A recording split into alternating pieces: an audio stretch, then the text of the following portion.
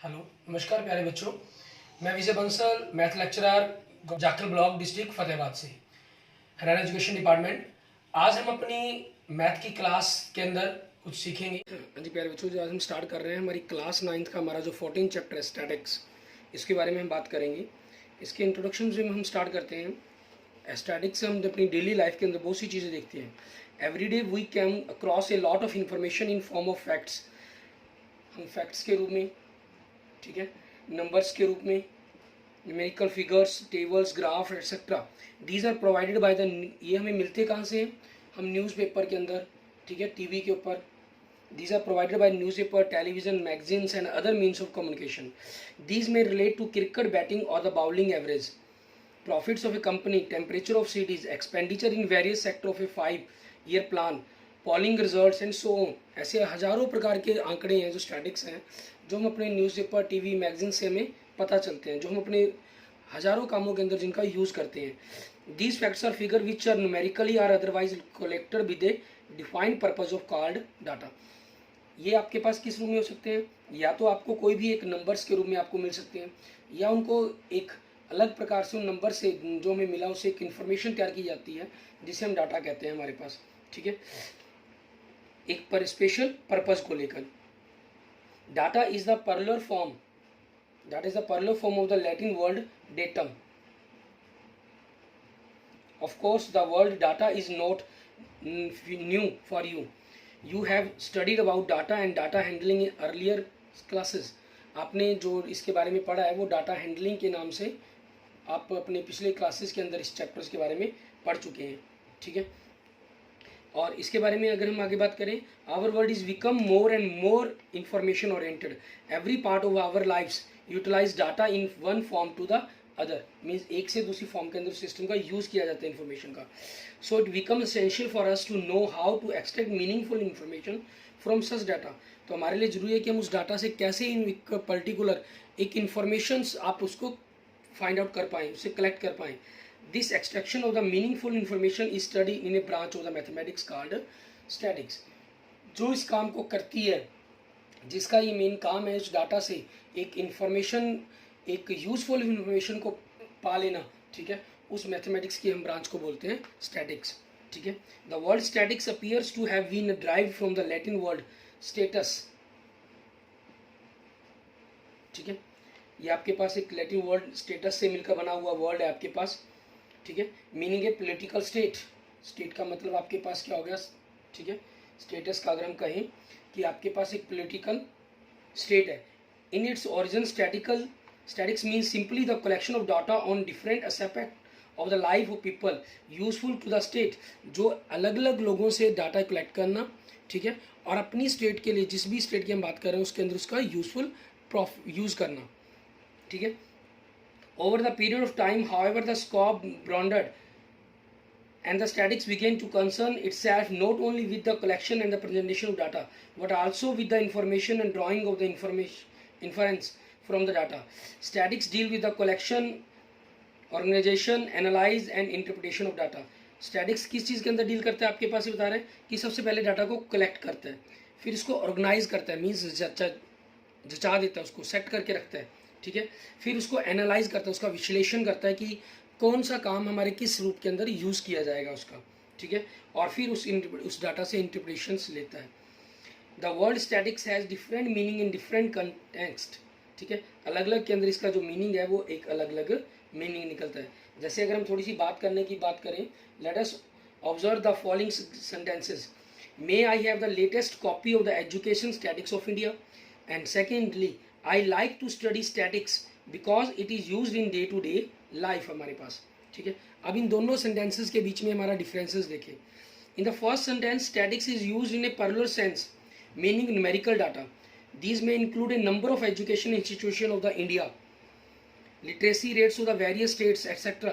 In the second sentence आपके पास the word statics is used as a singular noun, एक singular noun के रूप में यूज हुई है, meaning the subject which deals with the collection, presentation, analysis of data as well as drawing of the meaningful conclusion from the data। और इससे meaningful data को collect करना, मीन्स फर्स्ट सेंटेंस के अंदर आपको पर्लर फॉर्म मिल रही है, second में आपको सिंगुलर फॉर्म मिल रही है, ठीक है। अब इसी के ऊपर हम देखते हैं हमारे पास, जैसे हम कलेक्शन ऑफ डाटा के कुछ एग्जांपल्स देखते हैं हमारे पास, ठीक है। जैसे आपके पास फर्स्ट शो कर रहा है, ठीक है, Heights of the 20 student of your class. आपने क्लास के अंदर से डाटा को डायरेक्ट कलेक्ट कर लिया आपके पास, ठीक है। इसके अंदर आपको अपनी तरफ से कोई भी एक्स्ट्रा मेहनत नहीं करनी पड़ी। Second, the number of absentee in each day in your class for a month, ठीक है। Number of absentee in each day, आपने क्लास के अंदर जो रोज स्टूडेंट्स एब्सेंट हो रहे हैं आपके पास, ठीक है ना, सेकंड के अंदर उनका डाटा, लेकिन एक मंथ के टाइम पीरियड फिक्स कर दिया आपने इसके साथ। Number of members in the family of our classmates, families, number of members आपकी, number of members in the families, आपकी फैमिलीज के अंदर जो आपके क्लासमेट्स हैं उनके बारे में बताना, वो डायरेक्ट आपके पास आपको प्राइमरी ग्रुप में ही डाटा फाइंड हो जाता है। हाइट्स ऑफ 15 प्लांट्स इन और अराउंड योर स्कूल, आपके स्कूल के आसपास के जो 15 प्लांट्स हैं उनका बारे में। अब मैंने यहाँ पर प्राइमरी शब्द का यूज़ किया था, उसके अंदर हम देखें आपका क्या चीज़ है, प्राइमरी हम किसको कहेंगे हमारे पास, when the information was collected, ठीक है। मीन्स आपके पास हम प्राइमरी की अगर बात कर रहे हैं कि प्राइमरी हम किसको कहेंगे, आपके पास ये थर्ड फोर्थ 4 सेंटेंसेस हो चुके हैं, ठीक है। द फर्स्ट के when the information was collected by the investigator yourself और himself with a defined objective in और हिज माइंड। जब हमारे पास कोई भी इन्वेस्टिगेशन हमारे द्वारा खुद के द्वारा की जाती है किसी भी एक स्पेशल पर्पज़ को लेकर, तो वो हमारा प्राइमरी डाटा कहलाता है, ठीक है। The data obtained is called primary data.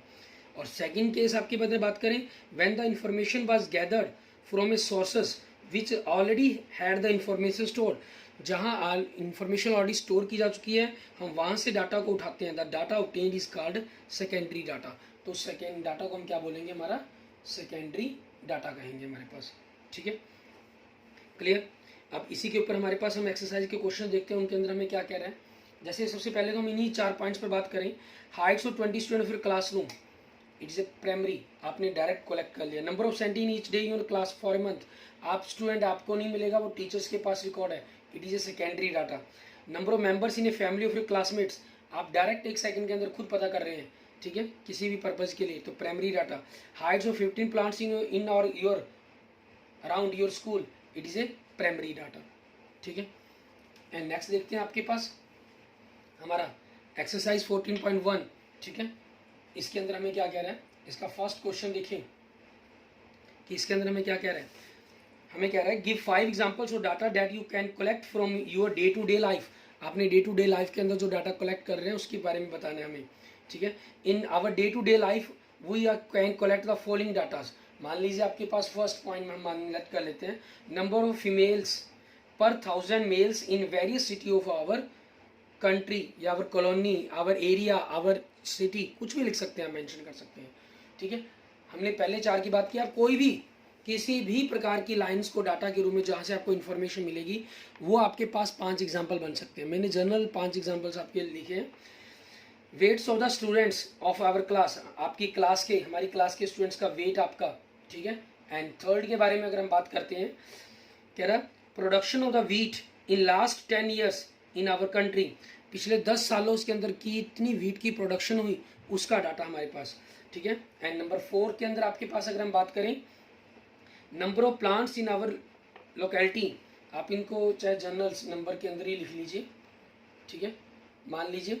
Fifth आपके पास number of plants in our locality, and fifth में rainfall in our city in the last 10 years, पिछले 10 सालों के अंदर हुई बरसात आपके पास, वो भी एक आंकड़े हैं।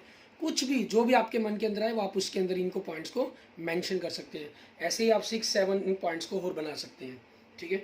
इसके सेकंड क्वेश्चन में आपको क्या कहा इन्होंने, classify the data of question number 1 above as primary और सेकेंडरी डाटा। अब इसके अंदर देखिए आपका फर्स्ट जो है कह रहा है number of females per 1000 males in various city of country. आप खुद डायरेक्ट पता नहीं कर सकते इस चीज़ के बारे में, कोई कलेक्ट करेगा वहाँ से आप डाटा उठाएंगे, it is a secondary data. Second में weight of students of our class, आप खुद डायरेक्ट कलेक्ट कर सकते हैं, it is a primary data. Production of wheat in last 10 years our country, आप खुद कलेक्ट नहीं कर सकते, किसी के ये ऑलरेडी बिक चुकी हैं चीज़ें, आपने वहाँ से, ठीक है, जो व्हीट का रिकॉर्ड रखते हैं वहाँ से आप डाटा कलेक्ट करेंगे, तो इट इज़ सेकेंडरी डाटा आपके लिए। Number of plants in our locality, हमारी लोकेलिटी के अंदर कितने प्लांट्स हैं खुद गिन सकते हैं आप, it is a primary data. Rainfall in our city in the last 10 year, पिछले 10 सालों की बरसात का रिकॉर्ड आपके लिए, it is a secondary data आपके लिए, ठीक है, ओके। इसके बाद देखेंगे हमारे पास, अब हमने ये डाटा को कलेक्ट करने की बात तो कर ली कि हम प्रेजेंट प्राइमरी के रूप में या सेकेंडरी के रूप में कैसे इनको प्रेजेंट कर सकते हैं, ठीक है। उसके बाद हम बात करते हैं कि प्रेजेंटेशन ऑफ डाटा, डाटा को प्रेजेंट कैसे किया जाता है, ठीक है। मीन्स इसकी प्रेजेंटेशन के बारे में हम बात करेंगे, प्रेजेंटेशन ऑफ डाटा, ठीक है।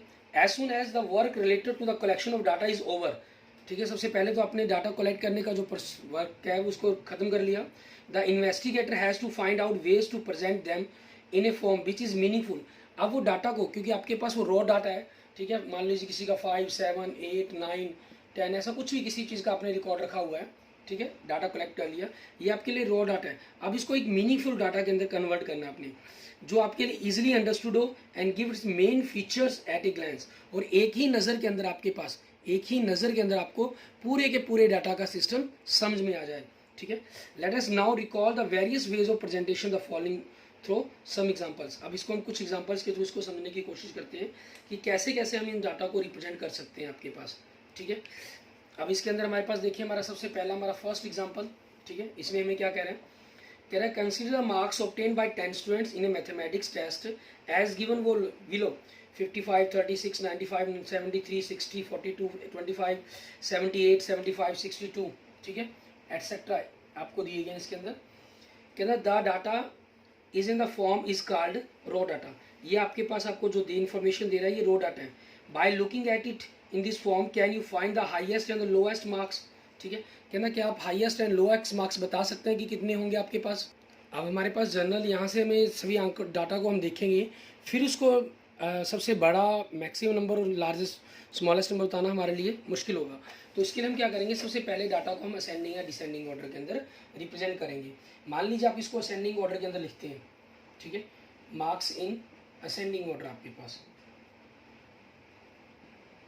ठीक है, असेंडिंग ऑर्डर इज सबसे लेस मार्क्स कितने 25, फिर 36 आपके पास, 42, 55, 60, 62, 73, 75, 78, 95। एक तो आपने एक एक को देखा, उसके अकॉर्डिंग आप करते चलेंगे। दूसरा आप इन्हीं चीज़ों को समझते हैं, जैसे मान लो 55 दिया गया था, आपको लगता है बीच में से आएगा, 36, ठीक है, इससे छोटा नंबर हो गया, 95 पीछे से कहीं मिलना चाहिए, 73 यहाँ बीच में कहीं मिलना चाहिए, 60 55 से बड़ा हो गया आपके पास, नेक्स्ट 42 इससे छोटा नंबर हो गया आपके पास, 25 इससे छोटा नंबर हो गया, 78 73 से बड़ा हो गया, ठीक है, 75 आपके पास इन दोनों नंबर्स के बीच में आ जाएगा, 62 इन दोनों नंबर्स के बीच में, 1 2 3 4 5 6 7 8 9 10, ठीक है, आप इस तरीके से भी कर सकते हैं। तो अब इसके अंदर आपके पास आपसे पूछा जाए आपका लोएस्ट, इन्होंने पूछा था हमसे हाईएस्ट एंड लोएस्ट मार्क्स, ठीक है, हाईएस्ट मार्क्स कितने हो गए 95 एंड लोएस्ट मार्क्स कितने हो गए 25 आपके पास। और कई बार आपसे इसमें रेंज पूछ लेता है, रेंज आपको यही बताती है, डिफरेंस बताती है, ठीक है, किस चीज़ का, the difference of the highest and the lowest, means आपके पास 95 माइनस 25, इसकी जो रेंज बन जाएगी वो क्या बन जाएगी 70 आपके पास, ठीक है। ये आपके पास थोड़ा डाटा था, हमने इसको असेंडिंग डिसेंडिंग ऑर्डर में लिख लिया। कई बार आपके पास डाटा ज़्यादा आ जाता है, ठीक है, तब हम उसको असेंडिंग या डिसेंडिंग ऑर्डर में नहीं मेंशन कर सकते।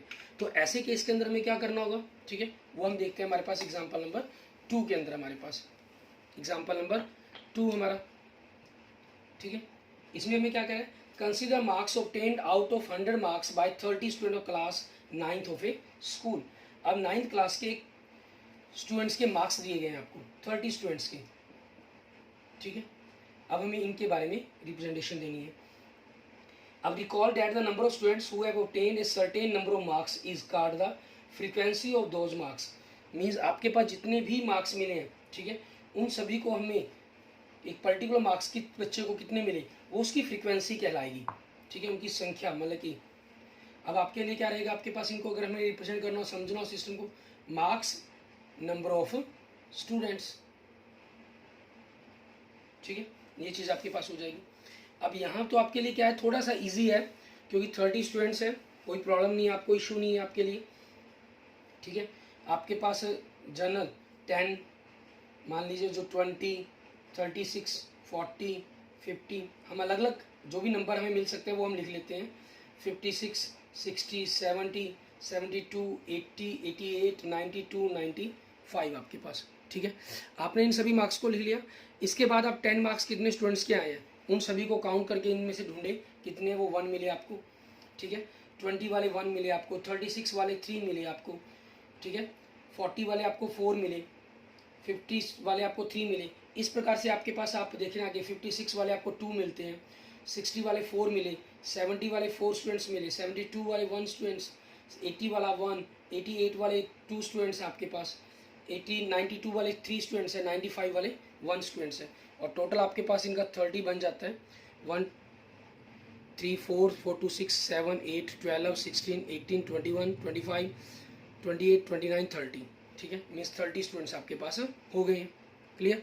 इस प्रकार से आपने इन सभी को स्टूडेंट्स को पता कर लिया। अब आपको हाईएस्ट लोएस्ट कुछ ही बताना हो, ठीक है, आप बड़ी ही आसानी से इनके बारे में बता सकते हैं। हाईएस्ट मार्क्स आपको दिखाई दे रहे हैं कि एक ही स्टूडेंट के 95, लोएस्ट मार्क्स भी एक स्टूडेंट के 10 मार्क्स, ठीक है। और सबसे ज़्यादा जो मार्क्स आए हैं स्टूडेंट्स के वो 4 स्टूडेंट्स के आ रहे हैं, कितने 40, 60 एंड 70 आपके पास, ठीक है। ये आपके पास आपको अलग अलग तरह के रिजल्ट्स मिल जाएंगे। So the frequency of 70 marks आपके पास क्या बन गई अगर हम कहें 4। ये आपसे पूछा जाता है किसी पर्टिकुलर मार्क्स की, जैसे आपसे पूछ लेता है कि 50 मार्क्स कितने स्टूडेंट्स के आए हैं, कितने स्टूडेंट्स के 3 मार्क्स 3 स्टूडेंट्स के, तो इसकी 50 स्टूडेंट्स की 50 मार्क्स की फ्रीक्वेंसी क्या है 3 आपके पास, ठीक है। ये आपके क्वेश्चन का आंसर बन जाएगा। क्लियर। जो हमारी ये टेबल हो जाती है आपकी, ठीक है, इसको हम अनग्रुप्ड फ्रीक्वेंसी डिस्ट्रीब्यूशन टेबल कहते हैं। ये हमारी क्या कहलाएगी आपकी अनग्रुप्ड फ्रीक्वेंसी डिस्ट्रीब्यूशन टेबल, ठीक है, ये हो जाएगी आपके पास।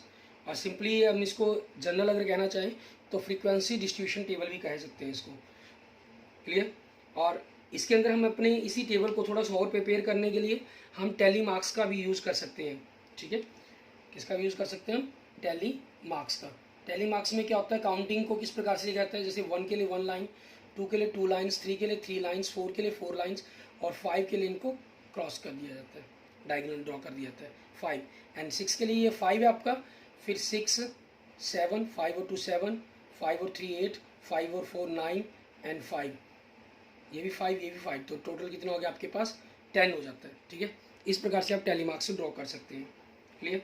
अब जैसे हम एक छोटा सा नेक्स्ट एग्जांपल लेते हैं, उसके अंदर देखते हैं हम किस प्रकार से इसको ड्रॉ कर सकते हैं। आपके पास जैसे इसको अनग्रुप्ड इसलिए कहा गया क्योंकि हमने सभी मार्क्स लिए, जितने भी तरह के मार्क्स हमारे पास थे, ठीक है, इंडिविजुअली लिए उनको, ठीक है, तो वो चीज़ें हमारे पास होगी। अब इसी चीज़ को अगर हमने ग्रुपड फ्रीक्वेंसी डिस्ट्रीब्यूशन में कन्वर्ट करना हो, जैसे हमारे पास नेक्स्ट एग्जांपल देखते हैं, हमारा एग्जांपल नंबर 3, ठीक है, इसमें हमें क्या कह रहा है वो देखिए। एग्जांपल नंबर 3 में आपको कह रहे हैं 100 plants each were planted in 100 schools during 1 महोत्सव, after 1 month the number of plants that survived were recorded as. अब आप इसमें देख रहे हैं कि ना कि 100 प्लांट्स, ठीक है, 100 स्कूल्स के द्वारा 1 महोत्सव के दौरान लगाए गए, ठीक है। 1 महीने बाद उनका रिकॉर्ड तैयार देखा गया तो पाया गया कि आपके पास जो प्लांट सर्वाइव कर रहे थे वो आपको दिए गए हैं। अब ये 100 स्कूल्स का रिकॉर्ड हो गया, उनके अंदर कितने प्लांट्स वर्किंग में है, उनका 100 स्कूल के अंदर कितने प्लांट्स, ठीक है, सर्वाइव कर रहे हैं, उन चीज़ों का रिकॉर्ड होगा आपके लिए। ये डाटा आपका क्या होगा, काफ़ी ज़्यादा लंबा हो गया। मीन्स अगर मैं इसको अनग्रुप्ड देखना चाहूँ तो हो सकता है कि आपका 100 के 100 स्कूलों का डाटा मेरे पास बिल्कुल डिफरेंट हो, ठीक है। तो इसको मैं अनग्रुप्ड फॉर्म में लिखना हमारे लिए क्या हो जाएगा, गलत हो जाएगा। तो फिर इस चीज़ को हम क्या करेंगे, ठीक है, एक ग्रुप बना देंगे जिसके अकॉर्डिंग हम इसको मेंशन कर देंगे। ग्रुप बनाने के लिए आपके पास क्या रहेगा, हम इसको जो survive number of survive plants, ठीक है, उसके बारे में जब बात करेंगे तो आपके पास क्लास इंटरवल बनाए जाएंगे। जैसे हम इसमें देख रहे हैं कि आपके पास जो मिनिमम नंबर ऑफ प्लांट्स है, ठीक है, जो मिनिमम डिजिट इसके अंदर दिखाई दे रहा है आपको वो 23 दिखाई दे रहा है, और हाईएस्ट डिजिट आपको 98 दिखाई दे रहा है। तो आपके जो क्लास इंटरवल है क्या बन सकते हैं, 20 से 29, 30 से 39, ठीक है, 40 से 49, 50 से 59, 60 से 69, 70 से 79, 80 से 89 एंड 90 से 99 आपके पास, ठीक है। ये हो जाता है। ये आपके पास डिसकंटिन्यू क्लास इंटरवल बनेगा आपका, ये ग्रुपड फ्रीक्वेंसी डाटा आपका क्या डिस्ट्रीब्यूशन टेबल बनेगी, लेकिन ये जो बनेगी हमारे पास वो आपकी क्या होगी, ओवरलैपिंग नहीं होगी हमारे पास ये हो रही है इसके अंदर, ठीक है। मीन्स आपके पास ये डिसकंटिन्यूस हो रही है क्योंकि जो आप ऊपर अक्षर ओवर रहे हैं वो नीचे आकर तोड़ रहे हैं उस अक्षर को, ठीक है। तो इस चीज़ को मेंशन करने के लिए आप इस प्रकार से भी मेंशन कर सकते थे 20 से लेकर 30 तक, 30 से 40, 40 से 50, 50 से 60, 60 से 70, 70 से 80, 80 से 90 एंड 90 से 100 आपके पास, ठीक है। इसमें क्या होता है, जो आपका जब देखते हैं तो 30 इसमें ना काउंट होकर हमेशा निचले सीरीज के अंदर आएगा आपके पास, 40 इसमें ना काउंट होकर नेक्स्ट के अंदर काउंट किया जाएगा आपका, ठीक है। अब इसी के अकॉर्डिंग हम इसकी टेबल देखते हैं हमारे पास, ठीक है। टेबल 14.2 आपको नंबर ऑफ प्लांट सर्वाइव दिखा रहा है, टैली मार्क्स दे रहे हैं, नंबर ऑफ स्कूल्स दे रहे हैं। 20 से 29 आपके पास 3 है, ठीक है, जो इसके अंदर हमें दिखाई दे रहे हैं, तो उनके अकॉर्डिंग ही आप इसको मेंशन कर देंगे आपके पास, ठीक है। 3 टैली मार्क्स की तरह आपने इसके अंदर क्या कर दिया, टैली मार्क्स के लिए 3 लाइन्स खींच दी। तो इस प्रकार से आपके पास 100 मार्क्स का जो 100 प्लांट्स का है, 100 स्कूल्स के अंदर 100 प्लांट्स का जो डाटा है उसको आप कितने सर्वाइव कर रहे हैं 1 मंथ के बाद, उसका डाटा आप प्रेजेंट कर सकते हैं। क्लियर। और ये हमारे पास क्या कहलाएगा, हमारा ग्रुपड फ्रीक्वेंसी, ठीक है, ग्रुपड फ्रीक्वेंसी डिस्ट्रीब्यूशन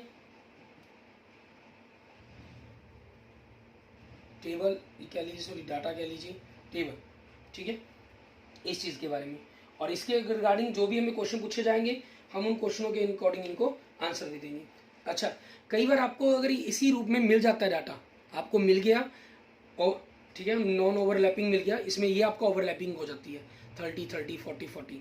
अगर आपको नॉन ओवरलैपिंग में मिला तो उसको ओवरलैपिंग में कन्वर्ट किस प्रकार से करेंगे हम, ठीक है, वो देखते हैं हम अपने एग्जाम्पल नंबर नेक्स्ट 4 के अंदर। एग्जाम्पल नंबर 4 में देखें कि किस प्रकार से आपने इनको करना है। एग्जाम्पल नंबर 4 आपके पास क्या कह रहा है, let us now consider the following frequency distribution table, ठीक है। आपको एक फ्रीक्वेंसी डिस्ट्रीब्यूशन टेबल दे रहा है ये 40 स्टूडेंट्स के आसपास की। तो इनको हमने किस प्रकार से करना है वो देखिए, आपको ये दे रहा है 31 से लेकर 35 तक, 36 से 40 तक, 40 से 45 तक, 46 से 50 तक, ठीक है, ये दे रहा है हमें। हम इसको कंटिन्यू फॉर्म में कन्वर्ट करने के लिए क्या करेंगे, आपके पास किसी भी अपर और लोअर के उसे ऊपर ले, ठीक है, लोअर लिमिट का डिफरेंसेस देख लेंगे क्या बनेगा आपके पास। जैसे इसकी अपर लोअर लिमिट क्या है 36 और इसकी अपर लिमिट क्या है 35 आपके पास, ठीक है। तो दोनों का डिफरेंस देखें कितना हो गया 1, ठीक है। तो उस जितना भी डिफरेंस है उसका हम हाफ कर देंगे, हाफ मीन 0.5, ठीक है। बस अब इसी कंसेप्ट का यूज़ करते हुए आपने इस पूरी टेबल को एक नए लुक के अंदर हम कन्वर्ट कर देंगे। आपके पास जो आपकी फ्रीक्वेंसी डिस्ट्रीब्यूशन है वो बदल जाएगी। वो कैसे, जो लोअर है उसमें से इस हाफ को माइनस करेंगे, अपर के अंदर इस माइनस को ऐड करेंगे। जैसे माइनस किया तो 30.5, ठीक है, माइनस 30.55, 36 था, 0.5 माइनस किया 30.5 एंड 40 में ऐड कर दिया। यहाँ आपके पास यह सिर्फ एक बार बाइनरी में माइनस करना है, बाकी आप इनको चाहे अपर को लिख लें 35.5, 40 का 40.5, 45 का 40.5, 50 से 50.5, 55 से 50.5, 60 से 60.5, ठीक है, 65 से 65.5। और आपके पास नेक्स्ट के अंदर ये जो उसका अपर है वो उसका लोअर बन गया 40.5, 45.5, 50.5, 55.5, 60.5, ठीक है। इस प्रकार से आप इस पूरी टेबल्स को अपने एक नई लुक के अंदर कन्वर्ट कर देंगे, ठीक है। तो जैसे आप देखें अपनी टेबल 14.4 के अंदर, ठीक है, 14.4 इसमें क्या देखो वेट्स दे रहा है आपको इस तरीके से, पूरा का पूरा आपका जो नॉन ओवरलैपिंग था, ठीक है, उसको हमने क्या कर दिया ओवरलैपिंग के अंदर कन्वर्ट कर दिया आपके पास, ठीक है। 30 से 30.5, 30.5 से 35.5, 35.5 से 40.5 और नंबर ऑफ स्टूडेंट्स जो 40 के 40 स्टूडेंट्स हैं उनका आपके पास डाटा आपको शो करवा रहा है ये। क्लियर। इस तरीके से आप अपनी जो पूरी टेबल्स है, ठीक है, उनके डाटाज को हम रिप्रेजेंट कर सकते हैं और उनके बारे में जितनी भी इंफॉर्मेशन है, ठीक है, उसको मेंशन कर सकते हैं। और उस इन्फॉर्मेशन के रिगार्डिंग जितने भी कोई भी क्वेश्चन जो हमसे पूछा जाएगा हम उस क्वेश्चन का आंसर दे सकते हैं, ठीक है। अब इसी पर बेस्ड हमारी जो एक्सरसाइज है 14.2, ठीक है, इसके अंदर आपको यही किया गया है, इंडिविजुअल डाटा दिया गया आपको, ठीक है, उसको फिर आपने फ्रीक्वेंसी टेबल के अंदर कन्वर्ट करना है, ठीक है। फ्रीक्वेंसी टेबल के अंदर आपको ग्रुपड फ्रीक्वेंसी या अनग्रुपड फ्रीक्वेंसी उस चीज़ के बारे में आपको देखना है, ठीक है, जैसा कहा गया होगा वैसे। और फिर कुछ आपको क्वेश्चन आंसर दिए गए हैं इसके अंदर, ठीक है, जैसे एग्जांपल में सिर्फ बनाना बताया गया था। एक्सरसाइज में आपको साथ साथ कुछ क्वेश्चन पूछे गए, आपने उन क्वेश्चनों के आंसर भी देने हैं, ठीक है, कि क्या करेंगे आप इसके बारे में। Clear? Okay, thank you friends, thank you students. अगर आपको वीडियो अच्छी लगी तो इसको लाइक करें, अपने दोस्तों मित्रों के साथ इसको जरूर शेयर करें। अन्य किसी भी प्रकार की प्रॉब्लम के लिए आप मुझे मैसेज कर सकते हैं, कमेंट कर सकते हैं, ठीक है। और अगर आपको वीडियो अच्छी लगती है तो इसको जरूर लाइक करना है, ठीक है। और अगर आपने अभी तक मेरा यूट्यूब चैनल विजय जाखल बंसल मैथ को नहीं सब्सक्राइब किया है तो please subscribe my YouTube channel Vijay Jakhal Bansal math. Okay, thank you friends, thank you student.